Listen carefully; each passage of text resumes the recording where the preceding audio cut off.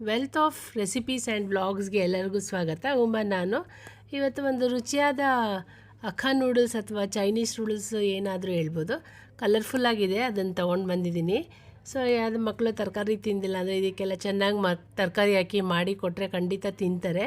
ತುಂಬ ಟೇಸ್ಟಿಯಾಗಿರುತ್ತೆ. ನನ್ನ ಚಾನಲಲ್ಲಿ ಆಗಲೇ ಇದೆ ನೂಡಲ್ಸ್. ಇವತ್ತು ಬ್ರೊಕೊಲಿ ಮತ್ತು ಮ್ಯಾಂಗೋ ಎಲ್ಲ ಹಾಕಿ ಮಾಡ್ತಾಯಿದ್ನಲ್ವ, ಅದಕ್ಕೆ ಶೇರ್ ಮಾಡ್ಕೊಳ್ಳೋಣ ಅಂತ ತಂದಿದ್ದೀನಿ. ಇಲ್ಲಿ ನೋಡಿ, ಇಲ್ಲಿ ಇಷ್ಟು ತೊಗೊಂಡಿದ್ದೀನಿ. ಇಲ್ಲಿ ನೂಡಲ್ಸ್, ಇದು ನೀರು ಕಾಯಕ್ಕಿಟ್ಟಿದೆ ಅಲ್ವಾ, ಅದಕ್ಕೆ ನೂಡಲ್ಸ್ ಹಾಕಿರೋದು. ಬೇಯಬೇಕು ನೂಡಲ್ಸ್. ಇಲ್ಲಿ ಚೆಕ್ ಮಾಡ್ತಾಯಿದ್ದೀನಿ ಬೆಂದಿದೆಯಾ ಇಲ್ವಾ ಅಂತ. ಸೊ ಬೆಂದಿದೆ. ಇದನ್ನು ನಾವು ಸ್ಟ್ರೈನ್ ಮಾಡ್ಕೋಬೇಕು, ಸೋಸ್ಕೋಬೇಕು. ಸೊ ಇದ್ರ ಮೇಲ್ಗೆ ಸೋಸ್ಕೊಂಡಾದ್ಮೇಲೆ ಸ್ವಲ್ಪ ತಣ್ಣಗಾಗಕ್ಕೆ ಬಿಡಬೇಕು ಇದನ್ನು. ಅದ್ರ ಮೇಲೆ ಸ್ವಲ್ಪ ತಣ್ಣೀರು ಹಾಕಬೇಕು, ಯಾಕಂದರೆ ಅಂಟ್ಕೋಬಾರ್ದಲ್ವ ಇದು. ಅದಕ್ಕೆ ಅಪರೂಪಕ್ಕೆ ಮಾಡ್ಕೊಂಡು ತಿನ್ನಬೇಕು, ಯಾಕಂದರೆ ಇದೆಲ್ಲ ಮೈದಾಯಿಂದ ಮಾಡಿರ್ತಾರಲ್ವ, ಒಳ್ಳೆಯದು ಅಲ್ಲ. ಅಕೇಶನಾಗಿ ಮಾಡ್ಕೊಂಡು ಯಾವಾಗಲಾದ್ರು ಮಾಡಿಕೊಟ್ರೆ ಮಕ್ಕಳು ಇಷ್ಟಪಡ್ತಾರೆ. ಹೋಟೆಲೆಲ್ಲ ಹೋಗಿ ತಿಂತೀವಲ್ಲ, ಅದು ನೋಡಿ. ಇದೆಲ್ಲ ಕೆಲವೆಲ್ಲ ತರಕಾರಿಗಳು ತೋರಿಸ್ತಾ ಇದ್ದೀನಿ. ಇದೆಲ್ಲ ತೊಗೊಂಡಿದ್ದೀನಿ ನಾನು. ಬ್ರೊಕೊಲಿ, ಮಾವಿನಕಾಯಿ, ಎಲ್ಲ ಥರದ ಕ್ಯಾಪ್ಸಿಕಮ್ಮು ಎಲ್ಲ ತೊಗೊಂಡಿದ್ದೀನಿ. ಸೊ ಇದೆಲ್ಲ ಕಟ್ ಮಾಡ್ಕೊಂಡು ಬರೋಣ ಅಂತೆ. ಉದ್ದಕ್ಕೆ ಸಣ್ಣಕ್ಕೆ ಉದ್ದಕ್ಕೆ ಕಟ್ ಮಾಡ್ಕೊಳ್ಳೋಣ. ಸೊ ಎಲ್ಲ ತರಕಾರಿ ಕಟ್ ಮಾಡೋದು ತೋರಿಸ್ತಾ ಇದ್ದೀನಿ. ಇಲ್ಲಿ ಕ್ಯಾರೆಟ್ ಎಲ್ಲ ಪೀಲ್ ಮಾಡಿಕೊಂಡು ಎಲ್ಲ ಮಾಡ್ಕೋತಾ ಇದ್ದೀನಿ. ಇಲ್ಲಿ ಅಕ್ಕಾ ನೂಡಲ್ಸು ತುಂಬಾ ಟೇಸ್ಟ್ ಇರುತ್ತೆ, ಎಲ್ಲರಿಗೂ ಇಷ್ಟ ಆಗುತ್ತೆ, ದೊಡ್ಡವರಿಂದ ಚಿಕ್ಕವ್ರವ್ರಿಗೂ. ಸೊ ಚೌಮಿನ್ ನೂಡಲ್ಸ್ ಅಂತಲೂ ಹೇಳ್ತಾರೆ, ಚೈನೀಸ್ ನೂಡಲ್ಸ್ ಅಂತಲೂ ಹೇಳ್ತಾರೆ. ಸೊ ಈ ಥರ ಎಲ್ಲ ಸಿಪ್ಪೆ ಎಲ್ಲ ತಗೊಂಡು ಎಲ್ಲ ಕಟ್ ಮಾಡಿಕೊಂಡು ಬರಬೇಕು ತರಕಾರಿ ಎಲ್ಲ. ಲಂಚ್ ಬಾಕ್ಸ್ ಕೂಡ ಚೆನ್ನಾಗಾಗುತ್ತೆ. ಯಾರಾದರೂ ಗೆಸ್ಟ್ ಬಂದರೆ ಎಲ್ಲ ಡಿನ್ನರ್ಗೆ ಅಥವಾ ಲಂಚ್ಗೆ ಯಾವುದಕ್ಕಾದರೂ ರೆಡಿ ಮಾಡ್ಬೋದು, ತುಂಬ ಟೇಸ್ಟಿ ಇರುತ್ತೆ. ಸೊ ಈ ಬ್ರೊಕೊಲಿ ಹಾಕೋದ್ರಿಂದ ತುಂಬಾ ಟೇಸ್ಟಿ. ನಿಮ್ಗೆಲ್ಲರಿಗೂ ಗೊತ್ತಿದೆ ಬ್ರೊಕೊಲಿ ಎಷ್ಟು ಆರೋಗ್ಯ, ತುಂಬ ಒಳ್ಳೆಯದು ಆರೋಗ್ಯಕ್ಕೆ ಇದು. ಸೊ ಎಲ್ಲ ಥರದ್ದು ವೈಟಮಿನ್ಸು ಮತ್ತು ಫೈಬರ್ ಕಂಟೆಂಟ್ ಎಲ್ಲ ತುಂಬ ಇರುತ್ತೆ. ಈ ಥರ ಎಲ್ಲ ತರಕಾರಿ ತುಂಬ ಹಾಕಿ ಮಾಡಿಕೊಟ್ರೆ ಮಕ್ಕಳು ತುಂಬ ಇಷ್ಟಪಡ್ತಾರೆ, ಮತ್ತು ತರಕಾರಿ ತಿನ್ನಂಗೂ ಆಗುತ್ತಲ್ವಾ. ಸೊ ಅದರಿಂದ ಮಾಡಿದ್ರೆ ಒಳ್ಳೆಯದು. ಅಪರೂಪಕ್ಕೆ ಮಾಡ್ಕೋಬೇಕಷ್ಟೇ ಇದು, ಆಗಲೆಲ್ಲ ಮಾಡ್ಕೊಂಡು ತಿನ್ನೋಕ್ಕಾಗಲ್ಲ, ಯಾಕಂದರೆ ಮೈದಾಯಿಂದ ಮಾಡಿರ್ತಾರೆ ಈ ಅಕ್ಕಾ ನೂಡಲ್ಸು.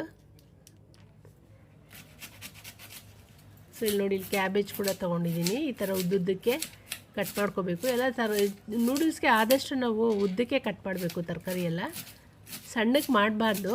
ಸೊ ಸಣ್ಣದಾಗಿ ಉದ್ದಕ್ಕೆ ಕಟ್ ಮಾಡ್ಕೋಬೇಕು.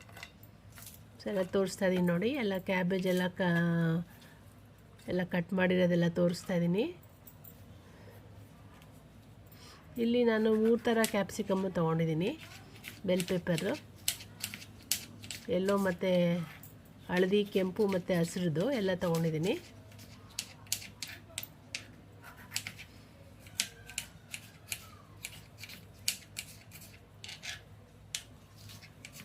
ಸೊ ಎಲ್ಲ ತರಕಾರಿ ಹಾಕೋದ್ರಿಂದ ಎಲ್ಲ ಥರದ್ದು ಪ್ರೋಟೀನು, ವಿಟಮಿನು, ಫೈಬರು ಎಲ್ಲ ಸೇರುತ್ತೆ ಮಕ್ಕಳಿಗೆ. ಸೊ ಎಲ್ಲ ಈ ಥರ ಉದ್ದುದ್ದಕ್ಕೆ ಕಟ್ ಮಾಡ್ಕೋಬೇಕು. ಸೊ ಬೆಂದರೆ ಮತ್ತೆ ಎಲ್ಲ ಸಣ್ಣ ಆಗಿಬಿಡುತ್ತೆ. ಆಮೇಲೆ ತರಕಾರಿಗಳು ಅಷ್ಟೇ, ಅಷ್ಟೊಂದು ಬೇಯಬಾರ್ದು ಈ ನೂಡಲ್ಸ್ಗೆ. ಕ್ಯಾರೆಟ್ ಕೂಡ ನೋಡಿ ತೋರಿಸ್ತಾ ಇದ್ದೀನಿ ಕಟ್ ಮಾಡೋದನ್ನು.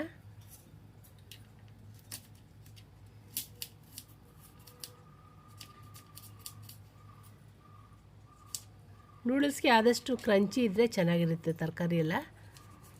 ಸೊ ಬೇಬಿ ಕಾರ್ನ್ ಕೂಡ ಒಂದಿತ್ತು, ಇನ್ನೂ ಜಾಸ್ತಿ ಇದ್ದರೂ ಹಾಕೋಬೋದು ನಾವು. ಸೊ ತರಕಾರಿ ಇದು ಕ್ಯಾರೆಟ್ ಸಣ್ಣಕ್ಕೆ ಉದ್ದಕ್ಕಿರಬೇಕು ನೋಡಿ. ದಪ್ಪ ಮೆಣಸಿಕಾಯಿ ಎಲ್ಲ 3 ಕಲರು ತೊಗೊಂಡಿದ್ದೀನಿ ನೋಡಿ. ಬೆಲ್ ಪೆಪ್ಪರು, ಹಸಿರು, ಹಳದಿ ಮತ್ತು ಕೆಂಪು. ಸೊ ಈ ರೀತಿ ಎಲ್ಲ ರೆಡಿ ಮಾಡ್ಕೊಂಡು ಇಟ್ಕೊಂಡ್ರೆ ಮಾಡೋದು ತುಂಬ ಏನು ಟೈಮ್ ಹಿಡಿಯಲ್ಲ. ಫಸ್ಟು ತರಕಾರಿ ಮಾಡೋದೇ ಸ್ವಲ್ಪ ಟೈಮ್ ಹಿಡಿಯುತ್ತೆ. ಸೊ ಇಲ್ಲಿ ತೋತಾಪುರಿ ಮಾವಿನಕಾಯಿ ತೊಗೊಂಡಿದ್ದೀನಿ, ಅದನ್ನು ಕೂಡ ಸಣ್ಣದಾಗಿ ಉದ್ದಕ್ಕೆ ಕಟ್ ಮಾಡ್ಕೋಬೇಕು ಈ ಥರ. ಸೊ ಇದೆಲ್ಲ ಹಾಕಿ ನೀವೊಂದ್ಸರಿ ಟ್ರೈ ಮಾಡಿ, ಯಾವ ರೀತಿ ಮಾಡ್ತೀವಿ. ಎಲ್ಲರೂ ಮಾಡ್ತಾರೆ. ಸೊ ನಾನು ಮಾಡ್ತಾಯಿದ್ನಲ್ವ, ಅದೇ ಥರ ಶೇರ್ ಮಾಡೋಣ ಅಂದ್ಬಿಟ್ಟು. ಸೊ ಬಿಗಿನರ್ಸ್ಗೆ ಮತ್ತು ಬ್ಯಾಚುಲರ್ಸ್ಗೆಲ್ಲ ಉಪಯೋಗ ಆಗುತ್ತೆ ಅನಿಸುತ್ತೆ ನನ್ನದು ವೀಡಿಯೋ ನೋಡಿ. ಈ ಥರ ಸಣ್ಣಕ್ಕೆ ಉದ್ದ ಕಟ್ ಮಾಡ್ಕೋಬೇಕು ಇದು ಕೂಡ. ಸೊ ಯಾಕೆ ತೋರಿಸ್ತೀನಿ ಅಂದರೆ ಯಾವ ರೀತಿ ಕಟ್ ಮಾಡಿ ಹಾಕಬೇಕು ಅನ್ನೋದು ಗೊತ್ತಾಗಬೇಕಲ್ವ, ಅದರಿಂದ ಅದನ್ನು ಕೂಡ ತೋರಿಸ್ತಾ ಇದ್ದೀನಿ ನಾನು.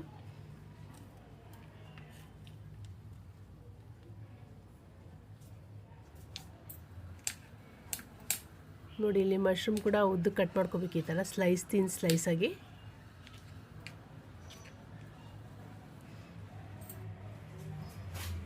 ನೋಡಿ ಕ್ಯಾಲ್ಶಿಯಮ್ ಕೂಡ ಎಲ್ಲ ಯಥೇಚ್ಛವಾಗಿದೆ ಈ ಕ್ಯಾಲ್ಶಿಯಮ್ಮು ಇದರಲ್ಲೂ ಮಶ್ರೂಮಲ್ಲೂ ಕೂಡ. ಖಾರಕ್ಕೆ ಸ್ವಲ್ಪ ಹಸಿಮೆಣಸಿಕಾಯಿ ಕೂಡ ಹಾಕ್ತಾಯಿದ್ದೀನಿ ನಾನು. ಏನೇ ಅಡುಗೆ ಮಾಡಿದ್ರೆ ನಮ್ಮದು ಒಂದು ಇಂಡಿಯನ್ ಟಚ್ ಇರಲೇಬೇಕಲ್ವಾ. ಸೊ ನೋಡಿ ಕ್ಯಾಬೇಜ್ನ ಕೋಸನ್ನ ಒಂದು 2ರಿಂದ 3 ಸತಿ ಚೆನ್ನಾಗಿ ತೊಳಿಬೇಕು. ಸ್ವಲ್ಪ ಬೆಚ್ಚಗಿನ ನೀರಲ್ಲಿ ತೊಳೆದ್ರೇ ಒಳ್ಳೆಯದು ಎಲ್ಲ ತರಕಾರಿಗಳು ಆದಷ್ಟು.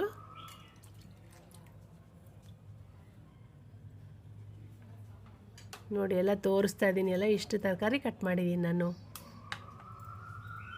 ಅಕಸ್ಮಾತ್ ನಾವು ಒಗ್ಗರಣೆ ಜಾಸ್ತಿ ಆಯಿತು ಅಂದರೆ ಎತ್ತಿಟ್ಕೊಂಡು ಕಲಿಸ್ಕೊಂಡೆ ಫ್ರೈಡ್ ರೈಸ್ ಥರನೂ ಆಗುತ್ತೆ. ನೋಡಿ ಇಲ್ಲಿ ಸ್ವಲ್ಪ ಎಣ್ಣೆ ಜಾಸ್ತಿ ಇದೆಯಲ್ವ ತರಕಾರಿ, ಅದಕ್ಕೆ ಸ್ವಲ್ಪ ಜಾಸ್ತಿನೇ ಎಣ್ಣೆ ತೊಗೋತಾ ಇದ್ದೀನಿ.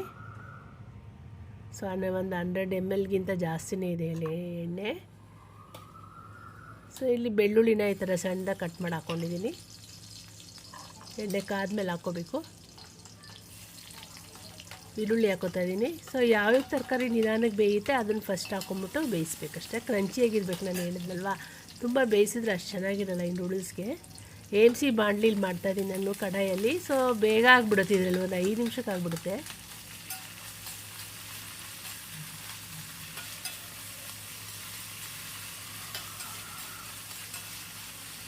ಸೊ ಇದೊಂದು 2 ಸತಿ ಹಿಂಗೆ ಫ್ರೈ ಮಾಡಾದ್ಮೇಲೆ ಒಂದಾದ್ಮೇಲೆ ಒಂದು ತರಕಾರಿ ಹಾಕೋಬೇಕಷ್ಟೇ. ನಾನು ಯಾವುದೂ ಹೊರಗಡೆ ಬೇಯಿಸಿಲ್ಲ, ಒಗ್ಗರಣೆಯಲ್ಲೇ ಬೇಯಿಸ್ತಾ ಇರೋದು. ನೋಡಿ ಮಾವಿನಕಾಯಿ ಹಾಕೋತಾ ಇದ್ದೀನಿ.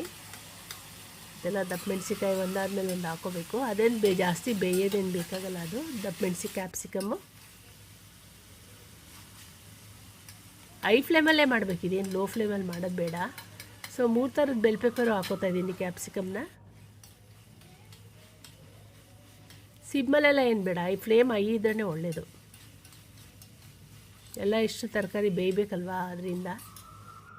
ಸೊ ಇದು ಬ್ರೊಕೊಲಿ ಕೂಡ ಹಾಕೋತಾ ಇದ್ದೀನಿ. ಚೆನ್ನಾಗಿ ಬಿಸಿನೀರಲ್ಲಿ ತೊಳೆದಿದ್ದೀನಿ 3-4 ಸತಿ ಅರ್ಶಿನದ ಪುಡಿ ಎಲ್ಲ ಹಾಕಿ. ಬ್ರೊಕೊಲಿನ ಕಾಲಿಫ್ಲವರ್ ತೊಳಿತೀವಲ್ಲ ಹೂಕೋಸು, ಅದೇ ಥರ ತೊಳಿಬೇಕು.